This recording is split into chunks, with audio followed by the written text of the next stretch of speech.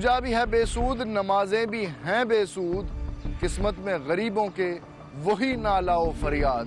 Programme हम लोग, मेज़बान अहमद इमरान खान हाजिर खिदमत है। 2 अप्रैल को नारोवाल के नवाही इलाके में एक शख्स जिसका नाम डॉक्टर मिर्ज़ा सलीम अख्तर था, उसको कत्ल कर दिया गया। उसके कत्ल की बुनियादी वजह मुबैना तौर पे उसकी ज़मीन का तनाज़ा है, जो कि अदालत के अंदर 12 साल से चल रहा था। ये अदालतें जिसके अंदर आपकी, मेरी, हम लोगों की ज़मीनों के तनाज़े कई दहाइयाँ इख्तियार कर जाते हैं, बल्कि फैसले का दिन देखने तक 1 या 2 नस्लों को अपनी जान भी कुर्बान करनी पड़ जाती है। नाज़रीन, इस मुल्क को शायद जमहूरियत रूल नहीं कर रही, इस मुल्क को स्टेटस को रूल कर रहा है। अगर पार्लियामान को सामने रखते हुए इकबाल का एक शेर बोलूं तो शायद आपको समझना इतना मुश्किल नहीं होगा। वो कहते हैं, शाह है बरतानवी मंदिर में रखा हुआ एक बुत, जिसको कर सकते हैं पुजारी जब चाहें पाश पाश। हमारे इस जमहूरी सिस्टम को रिप्रेजेंट करने वाले लोग भी बादशाह हैं और इनके पुजारी ने पाश पाश कर सकते हैं। इनके इस पुजारी क्लास के अंदर आपको वकला भी मिलेंगे, अदालतों में बैठे हुए मुंसिफ जजेस भी मिलेंगे, पार्लियामान में बैठे हुए कानून साज भी मिलेंगे, जो आपको और मुझे इंसाफ फराहम करने में मुकम्मल और बुरी तरह नाकाम हुए हैं और इम्पोर्टेंट साबित हो चुके हैं। डॉक्टर मिर्ज़ा सलीम और इस जैसे हजारों लाखों लोग जो कि भेद चढ़ गए जायदाद के तनाज़ात की, उसके बावजूद ये अदालतें क्यों नहीं इंसाफ फराहम कर रही, आज के प्रोग्राम में यही रिवील करेंगे। मुख्तलिफ लोगों का पॉइंट ऑफ व्यू आपके सामने रखेंगे और कोशिश करेंगे कि इस काम को, इस अमल को लॉ मेकर्स के कंधों पे डाल के तेज किया जाए, क्योंकि कोई माने या ना माने, ये स्टेटस को के बुत हैं जो हमें रूल कर रहे हैं इस मुल्क के अंदर। अक्ल को मिलती नहीं अपने बुतों से निजात, क्यों नहीं होती सहर हजरत इंसान की रात। ये रात, इस रात की तारीकी को खत्म करके सुबह का उजाला अब हमें खींच के ही लाना पड़ेगा, जिसके लिए हम तैयार हैं, लेकिन शायद हमारे लीडर्स, हमारे रहनुमा ज़हनी तौर पे अभी उतने तैयार नहीं हुए।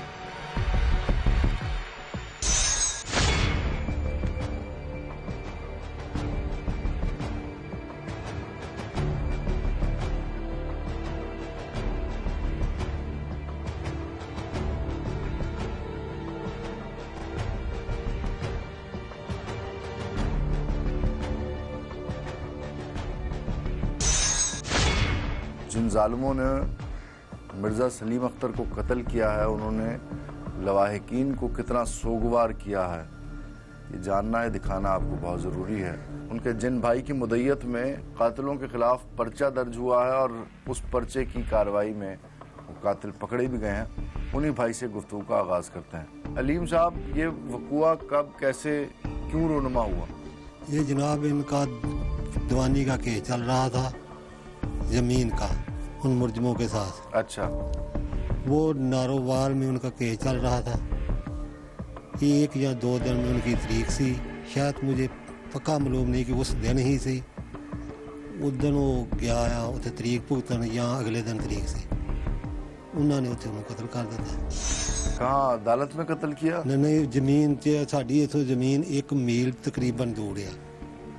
1 मील दूर? हाँ जी, हमारे पिंड का ही रकबा है वो।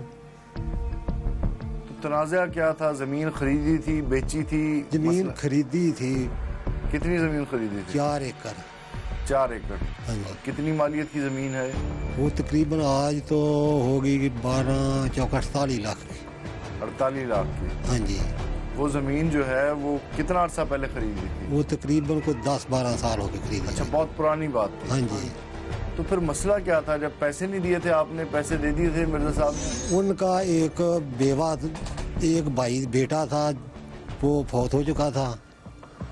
उसके बच्चों से ये ज़मीन खरीदी थी। उन 2 बुढ़ियाँ सन, एक बुढ़ी चो ये मुंडे सन। जी पहली बीवी सी ओदे राक इन्हों को जमीन खरीदी थी।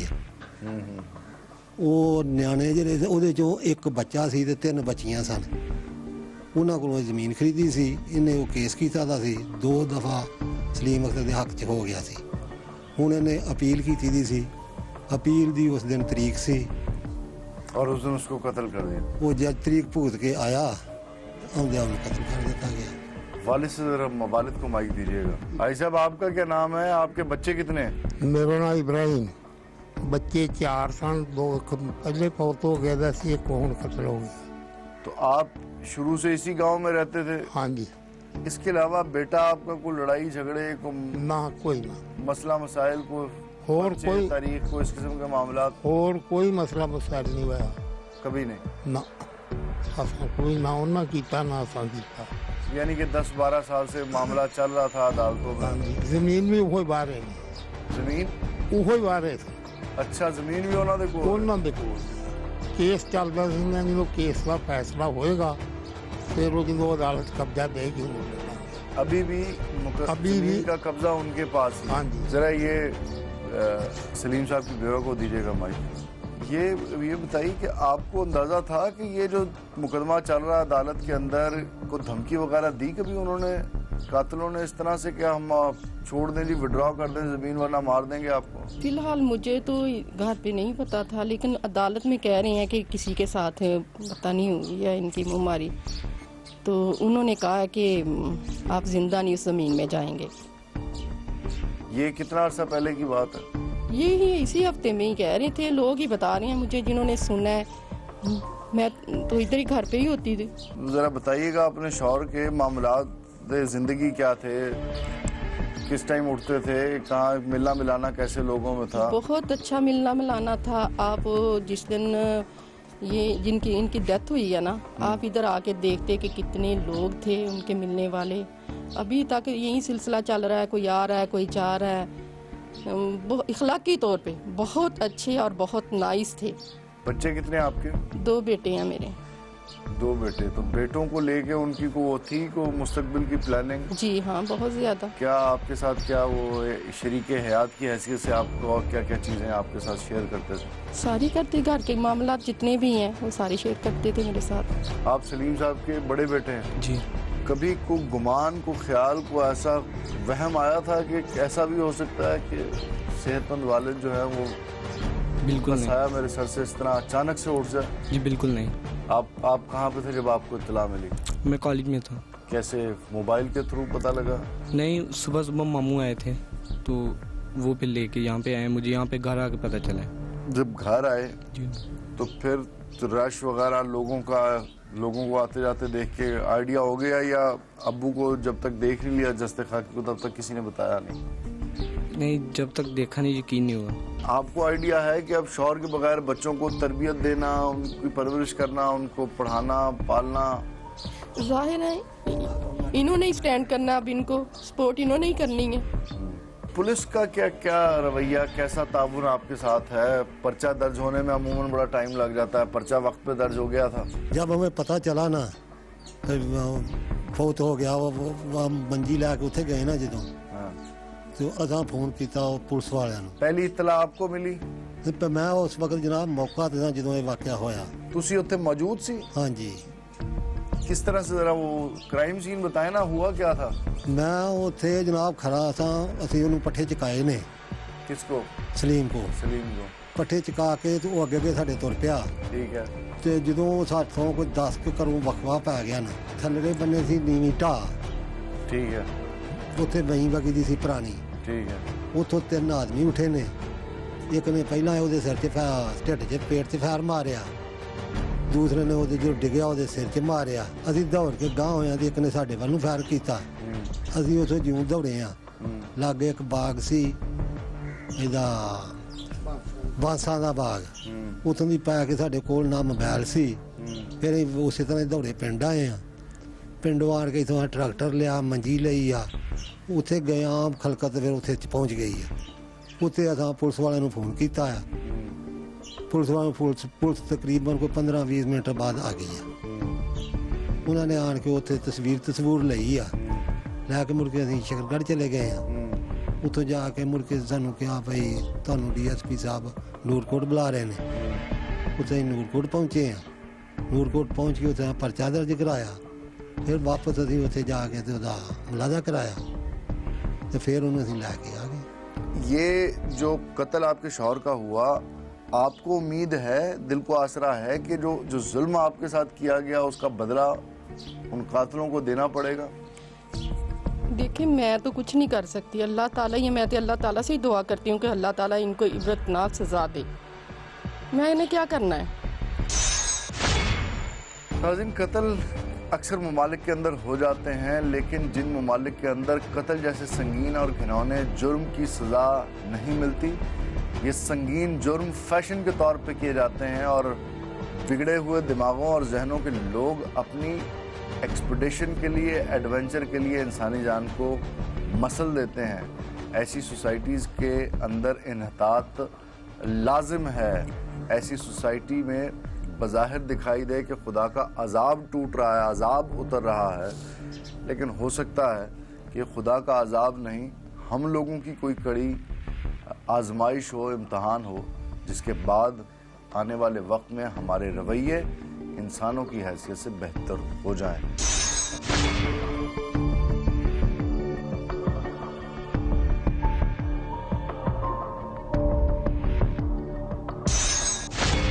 मुबैना तौर पे जिन लड़कों ने मिर्ज़ा सलीम को कत्ल किया, उनकी वालदा हमारे साथ मौजूद है। इरफान तोड़ा हाँ जी मुंडा, हाँ जी दूजे मुंडे का की ना इधर कितनी उम्र कितनी है दोनों की? इरफान जी होनी है कोई 18 साल होनी, 18 साल अदनान दी 16 साल। अदनान दी 16 साल, एक मुंडा 18 साल का, एक 16 साल का। ते इन्ने जे मुंडिया ने बंदा क्यों मारता? जे जी जो को पा देना ही बंदा मार जोगे है, बंदा मार जोगे है। बंदा तो मार गया ना हकीकतन। हुण मार गया तो हुण असीं तो नहीं ना भी साढ़े तो हुण गलत, साढ़े तो ना केस चलदा है ना, साढ़े तो ना केस चलदा है ना। हाँ, तो इस वास्ते मारता। हाँ, इससे बावजूद तो साढ़े ते पाता। पुलिस ने फिर क्यों गिरफ्तार किया तुम्हारे बेटे को? उसने फिर गिरफ्तारी इथों की तक साढ़ा होना जो केस करे, एक ना केस तो बथेरी दुनिया ना केस चलदे सी। ये जो कातिल पर्चे में नामजद कातिल हैं, इरफान और अदनान, उनकी माँ का मौक़िफ़ तो आपने सुन लिया। मौक़िफ़ लेना हमारा काम है, वो हमने आप तक ये पर्सपेक्टिव रख भी दिया, उनका वर्शन आ गया। लेकिन क्या कातिलों ने कत्ल किया या नहीं किया, ये उनसे ज़्यादा बेहतर ना तो उनकी ये माँ बता सकती है और ना ही कोई और। चलते हैं इरफान और अदनान के पास, जो 17 और 18 साल के दो कम उम्र लड़के हैं, जिन्होंने मुबैना तौर पे मिर्ज़ा सलीम अख्तर को 2 अप्रैल 2015 को दिन दहाड़े कत्ल कर दिया। तो इनको क्या धोबी की सहूलत भी लॉकअप में पुलिस ने ही दी हुई है? ये जो बड़े कलफ वाले कपड़े पहनते हैं, कोई एक आध बार केस रिमांड हो तो फिर 30-35 साल लग जाते हैं। अदालती निज़ाम को चेंज होना चाहिए।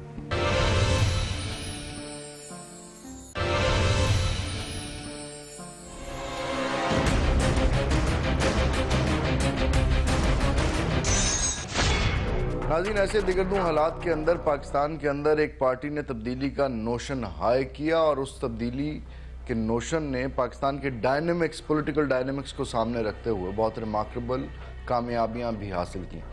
नाज़रीन, पीटीआई के लीडर ऑफ अपोजिशन मियां महमूद रशीद हमारे साथ मौजूद हैं, मसरूफ़ सियासतदान हैं। आपका बहुत शुक्रिया मियां साहब, आपने अपने कीमती वक्त में से टाइम दिया।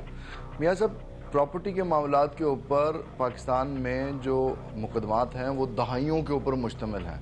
आपकी पार्टी ने तब्दीली का नारा बुलंद किया। इस सेगमेंट में जहाँ पे कानून का कोई हिसाब किताब समझ नहीं आ रहा, आप तब्दीली कैसे ला सकते हैं? बिस्मिल्लाहिर्रहमानिर्रहीम।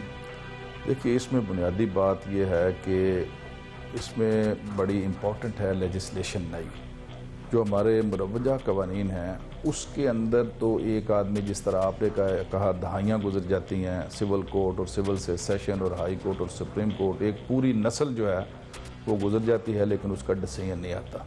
तो हालात इस बात का तकाजा कर रहे हैं कि फौरी तौर पर इस पर नई लेजिस्लेशन हो और स्पीडी ट्रायल हो।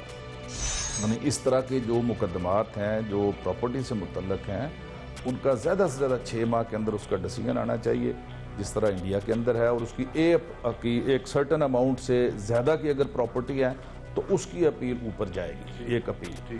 तो मैं ये समझता हूँ असल बात तो ये है। दूसरे जो मुरवजा कवानीन हैं उनके तहत भी यहाँ पर जो हुकूमत की तरफ से लॉ एंड आर्डर और थाना कल्चर की तब्दीली की बात होती है, कब्ज़ा माफिया के ख़िलाफ़ ऐलानात होते हैं, लेकिन अमली तौर पर लोग दर बदर की ठोकरें खाते फिर रहे हैं और किसी जगह कोई सुनवाई नहीं है। As being law maker, parliament का हिस्सा होने की हैसियत से हम ये पिछले 7-8 महीने निकाल देते हैं जब आपकी पार्टी एजिटेशन में थी और आप पार्लियामान से बाहर थे, उससे पहले और उसके बाद आपने इस हवाले से कोई कानून साजी की कोशिश की? देखिए, इस हवाले से तो हमने नहीं की। दीगर कई कवानीन हमने तब्दील करने के लिए वहाँ बिल जमा करवाए, लेकिन ये भी बड़ा अहम मसला है। मामला ये है कि हमारी वहाँ पर जो स्ट्रेंथ है वो बहुत थोड़ी है, 30 के करीब हम लोग हैं। तो जब तक टेरी बेंच जो है वो आमादा ना हो कानून साजी के ऊपर, तो नंबर गेम्स के एतबार से बिल तो आप मूव कर सकते हैं। हाँ, बिल हम मूव कर रहे हैं। ये जो अब सेशन आएगा उसमें ये बिल भी है, इसके अलावा मिलावट और ज़ख़ीरा अंदोज़ी के ऊपर भी एक बिल है। ये बिल हम मूव कर रहे हैं, वो तैयारी के मराहिल में है और आइंदा सेशन में हम वो पेश ज़रूर करेंगे। महमूद साहब, आपको नहीं लगता कि जिन मसाइल और जिस हालात को हम पाकिस्तानी हम लोग फेस कर रहे हैं, सफ़र कर रहे हैं, इस पर तो बड़ा एंक्शसली और एग्रेसिवली कानून साजियाँ होनी चाहिए, बिल आपकी तरफ से जो है वो फॉरवर्ड होने चाहिए असेंबली के फ्लोर पर? जी, मैंने आपसे पहले अर्ज़ की कि हम तो पिछले 8वां वो एक नेशनल इशू और कॉज के लिए बाहर सड़कों पे थे, अब दोबारा हैं। तो पहले भी बड़ी स्पीड से हम कर रहे थे, जितनी हमारी स्ट्रेंथ है उससे बढ़ के हमने वहाँ पर हकीकी अपोजिशन का रोल अदा किया है। जब तक हुक्मरानों का माइंड सेट चेंज नहीं होता, जब तक प्रेजेंट जो सिटिंग गवर्नमेंट है, आप अपनी जॉब करेंगे? नहीं, हम जॉब करेंगे, पहले भी करते रहे, अब भी करेंगे, लेकिन उनके रवैये जब तक नहीं बदलते और जब तक वो इंस्टीट्यूशंस को स्ट्रेंथन नहीं करते, आम आदमी को रिलीफ देने के लिए फौरी कानून साजी नहीं करते और जो मुरवजा कवानीन है उसके ऊपर इम्प्लीमेंटेशन की तरफ उनका ध्यान नहीं होता, उस वक्त तक हालात बेहतर नहीं हो सकते।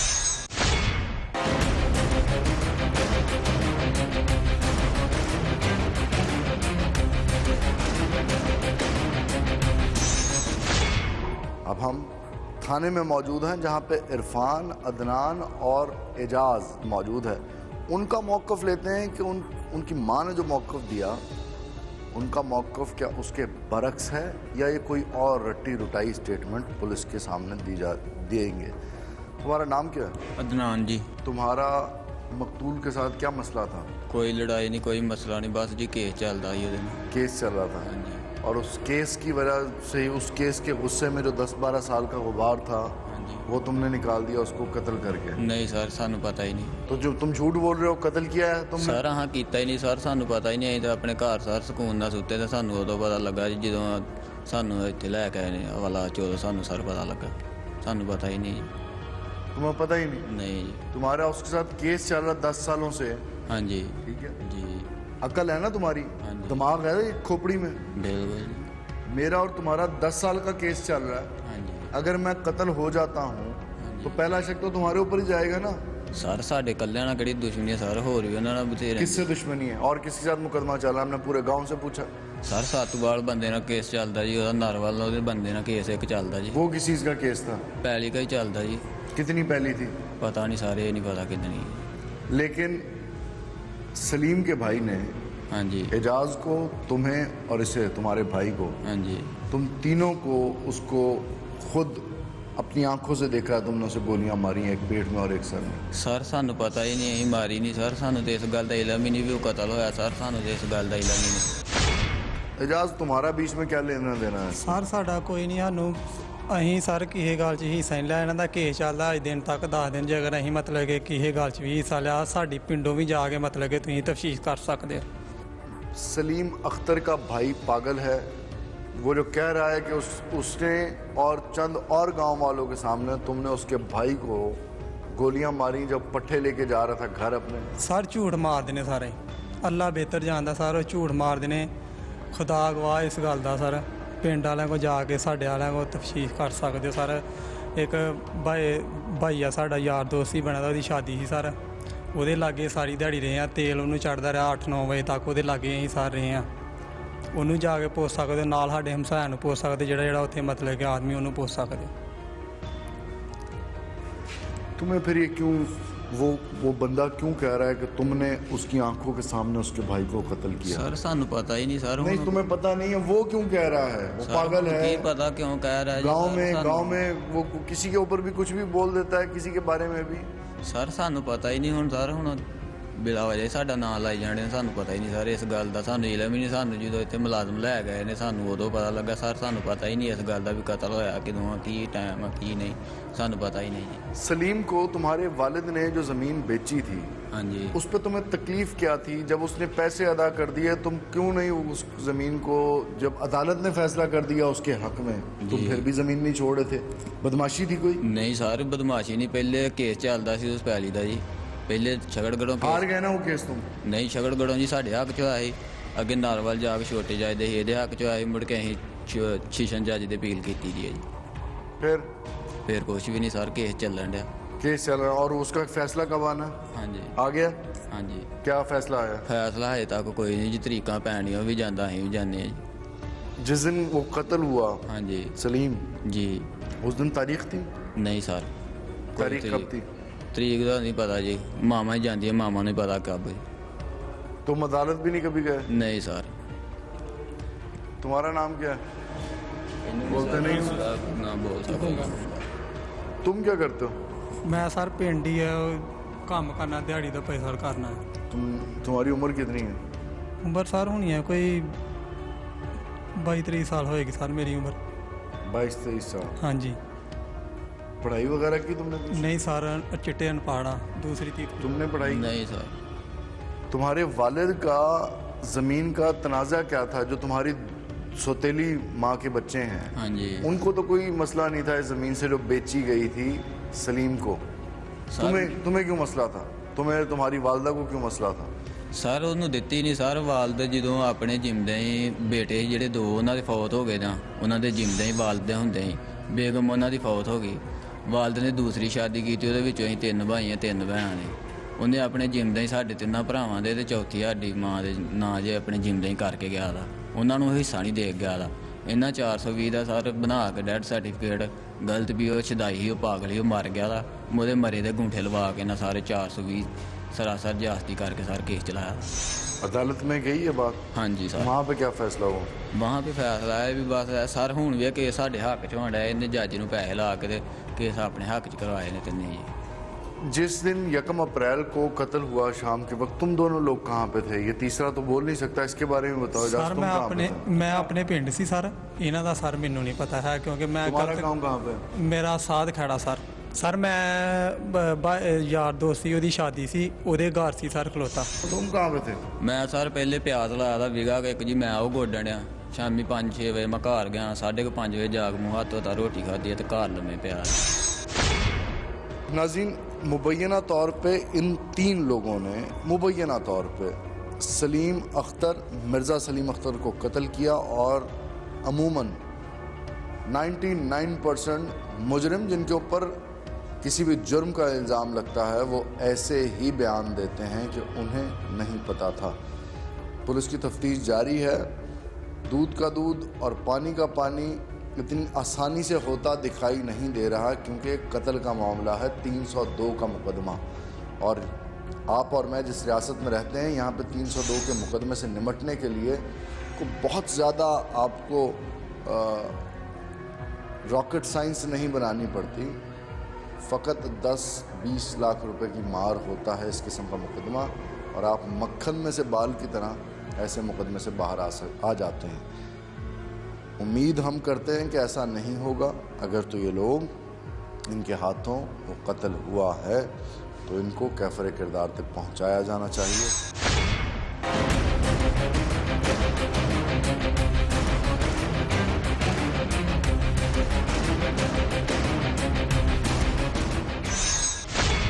नाज़रीन, मिर्ज़ा सलीम अख्तर के कत्ल का मुकदमा थाना नूरकोट में दर्ज हुआ।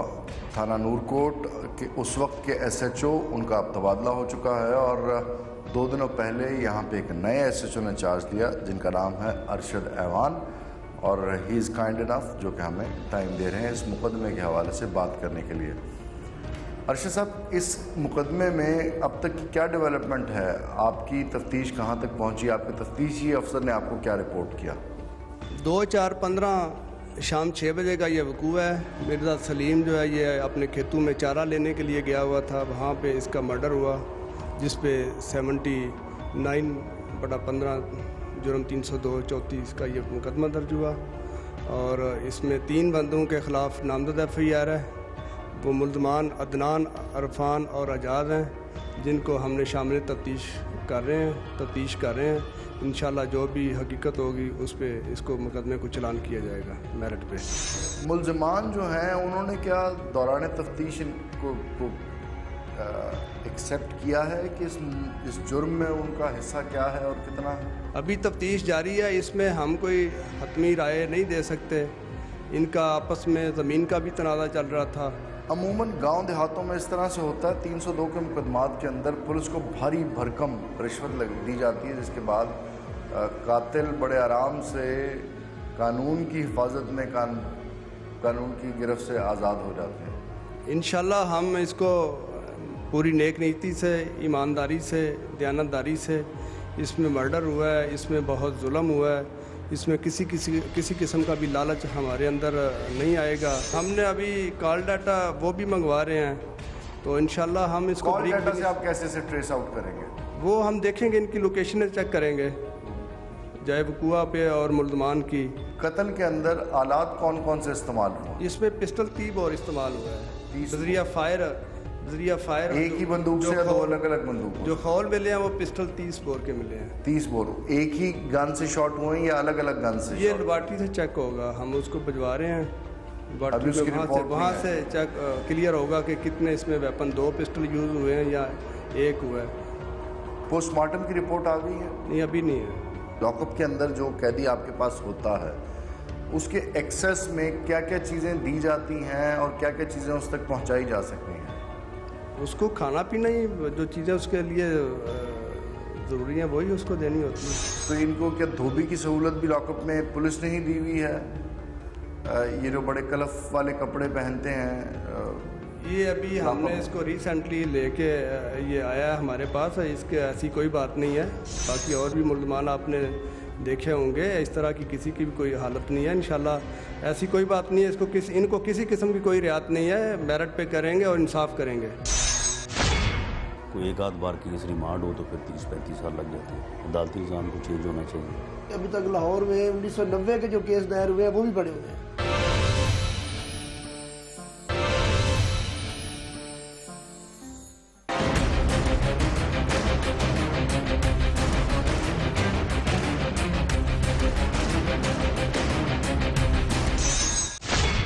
नाज़रीन, जब जानना हो कि अदालतों के होने के बावजूद और असम्बलीज़ के होने के बावजूद भी इंसाफ अदालतों में क्यों नहीं मिलता, आपकी और मेरी दहलीज़ पे तो इंसाफ फराहम करना दूर की बात, कई साल हमें अदालतों के चक्कर लगाने के बावजूद फ़ैसले नहीं मिलते जायदाद के तनाज़ात के ऊपर।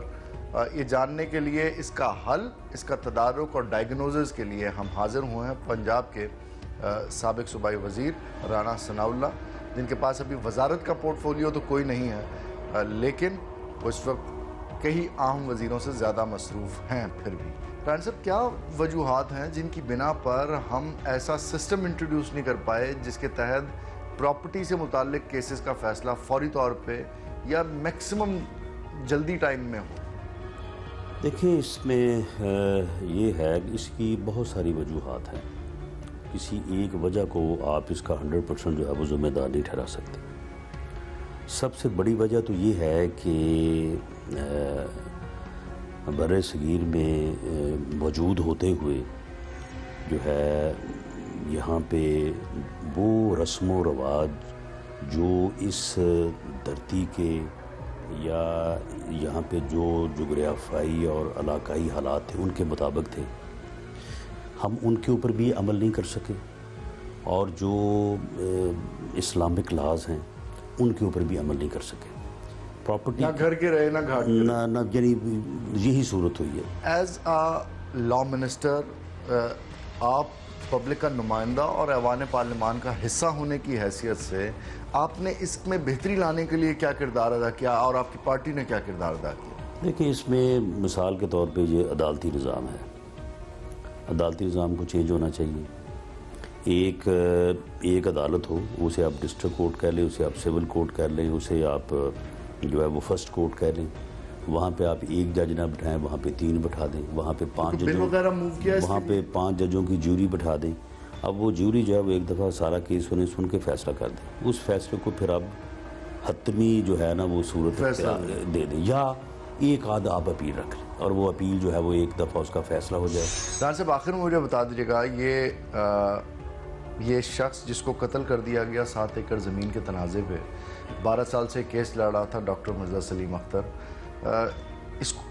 इस केस, इसके कत्ल प्रॉपर्टी का केस अब एक साइड पे, कत्ल में इंसाफ मिल जाएगा इसको? You know the system very closely. देखिए, मैंने तो पहले ये बात की है कि अगर एक मुद्दई है, उसके घर में कत्ल या डकैती की वारदात हो जाती है, पहले तो ये है कि वो FIR दर्ज करवाएगा, तफ्तीश करवाएगा, साबित करेगा, और उसके बाद सेशन कोर्ट में जो है वो केस चलेगा।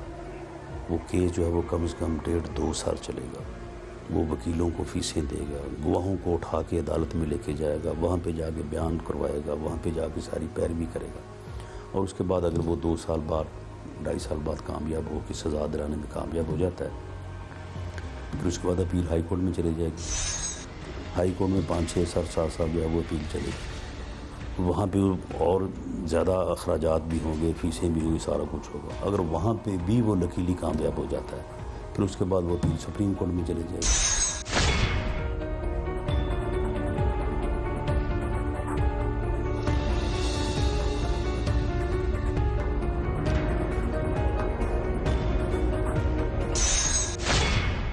नाज़रीन, क्या ये जुल्म नहीं है कि एक रियासत जिसमें आप, मैं, हम लोग रहते हैं, वहाँ पे अगर हमारी प्रॉपर्टीज़ के ऊपर, हमारी जायदाद के ऊपर कोई मुकदमा हो जाता है तो वो मुकदमा आपकी नस्ल के ख़त्म होने तक पूरा नहीं होगा।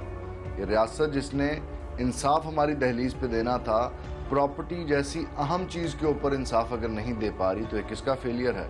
ये जानने के लिए हम पहुंचे हैं लाहौर हाई कोर्ट एसोसिएशन के सदर पीर मसूद चिश्ती के पास, जो कि सुप्रीम कोर्ट के वकील भी हैं। क्या वजूहात हैं कि प्रॉपर्टी से मुताल्लिक केसेस साल हर साल दहाइयों पे मुश्तमिल हो जाते हैं? जब केसेस दायर हो जाते हैं, एक पार्टी स्टे लेके चली जाती है, उसके बाद जो स्टे लेके जाता है उसकी कोशिश होती है कि मैं इसको लिंगर ऑन करता रहूँ। हर केस में 3 फरीक हैं, एक जज है, 2 वकील हैं, तीनों में से किसी एक फरीक की नीयत होती है कि मैं केस को आगे ना चलने दूं। उसकी क्या वजह है? कानून अंधा है शायद, इस वजह से नहीं। कुछ सिविल जो लिटिगेशन है ख़ास तौर पर, इसका कुछ ये भी होता है, मैं ये जो बात करने लगा हूँ, इसके बावजूद जल्दी फैसले होने चाहिए, लेकिन इसमें जो कि एविडेंस आनी होती है, रिकॉर्ड आना होता है, साल लग जाते हैं। लेकिन इसका ये मतलब नहीं है कि अभी तक लाहौर में 1990 के जो केस दायर हुए हैं वो भी पड़े हुए हैं। मुझे ये बताइए, आपने कहा कि एक जज और 2 वकला में से कोई एक होता है जो कि इसको लिंगर ऑन करता है। वकला की तादाद ज़्यादा है, वकला की प्रोपोर्शन डबल है, तो ये जो वकला के अंदर बदनीयती है, केसेस को बढ़ाने की, मौक्कलों से फीसेज लेने की, मैक्सिमम फीस कलेक्ट करने की, इस बदनीयती के हवाले से आपके जैसे वकला के लीडर किस तरह से इसको हल कर सकते हैं, एड्रेस कर सकते हैं? वकला के अंदर बदनीयती बिल्कुल नहीं है, ये आपकी ये पब्लिक की गलत परसेप्शन है। बदनीयती नहीं है। मैं वकला की बदनीयती की बात नहीं कर रहा, मैं वकला की बदनीयती की बात नहीं कर रहा। मैं कहता हूँ 3 फरीक होते हैं किसी एक मुकदमे में, 3 में से एक जिसने स्टे लिया होता है उसकी कोशिश होती है कि मेरा केस आगे चलता रहे ताकि पोजेशन मेरे पास रहे। उसको आपने कहा ना कि उसको खतरा भी होता है कि मैं केस हार जाऊंगा। उसमें फीस का नहीं कोई बात होती। नारोवाल के नवाही गांव में डॉक्टर मिर्जा सलीम का जमीन के तनाज़े पे कत्ल हुआ। 12 साल से उसका केस चल रहा था। अल्टीमेटली जो दूसरी एग्रीव पार्टी थी उसने उसको कत्ल कर दिया। अब वो लड़के जिनके बारे में मुबैना तौर पे कहा जा रहा है कि उन्होंने, मकतूल का भाई कहता है कि मेरी आंखों के सामने उन्होंने गोली मारी, वो ये मानने को तैयार नहीं है और पुलिस इन्वेस्टिगेट कर रही है इसको। अगर पुलिस को कंक्लूसिव एविडेंस प्रोड्यूस नहीं कर पाती तो उन लड़कों का जिनके ऊपर कत्ल का इल्ज़ाम है, केस किस तरह किस समत जा सकता है? ये इसमें कोई शक नहीं है कि हमारे पाकिस्तान में जो या सूबा पंजाब में जो मैं देखता हूँ, जब से मैं 30 साल से वकालत कर रहा हूँ, हमारा इन्वेस्टिगेशन का निज़ाम दुरुस्त नहीं है।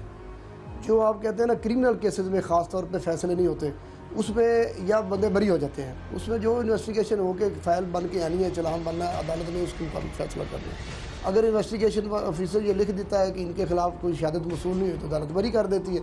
अगर शहादत होती है तो वो बंदे सजा हो जाते हैं। नाज़रीन, नारोवाल के नवाही गांव में कत्ल होने वाले डॉक्टर मिर्ज़ा सलीम अख्तर के केस के अंदर क्या उनके लवाहिकीन को इंसाफ मिलेगा या नहीं, इसके बारे में मैं कुछ नहीं कह सकता। उसकी बुनियादी वजह यह है कि आप और मैं जिस सोसाइटी में रह रहे हैं वहाँ पे अखलाकियात का धड़न तख्ता हो चुका है और कोई ऐसा प्रिंसिपल या अखलाकी ज़ाब्ता नहीं है जिसके अंदर ना तो ये हमारे लीड करने वाले रहनुमा और ना आप और मैं उस धारे के अंदर अपने आप को अकाउंटेबल करने की कोशिश करें। इस मुश्किल दौर में मेरा मानना है कि जो शख्स रिज़्क़े हलाल के लिए मेहनत करे वो बेहतरीन जहाद कर रहा है। मैं अपने हिस्से का जिहाद कर रहा हूँ और आपको भी अपने अपने हिस्से का जिहाद अपने घरों में, अपने दफ्तरों, अपने गली और मोहल्लों में करना है। वो जिहाद है अपने दिमाग को इल्म से रोशन करके दूसरों के दिमागों को भी रोशन करना है, क्योंकि हमारे इन हुक्मरानों ने हमें एक डेलिबरेट मंसूबे के तहत इंटेलेक्चुअल एग्जाइल में फेंक दिया है, जहाँ पे इकबाल कहते हैं कि तुम में से बेगाना रखो आलम किरदार से, ताबसाते ज़िंदगी में इसके सब मोहरे हों माद। प्रोग्राम आपने मुलाहिजा किया, अपना फीडबैक हमें देना ना भूलिएगा। मेज़बान अहमद इमरान खान के साथ हम लोग की पूरी टीम को इजाज़त दीजिए। अल्लाह निगहबान।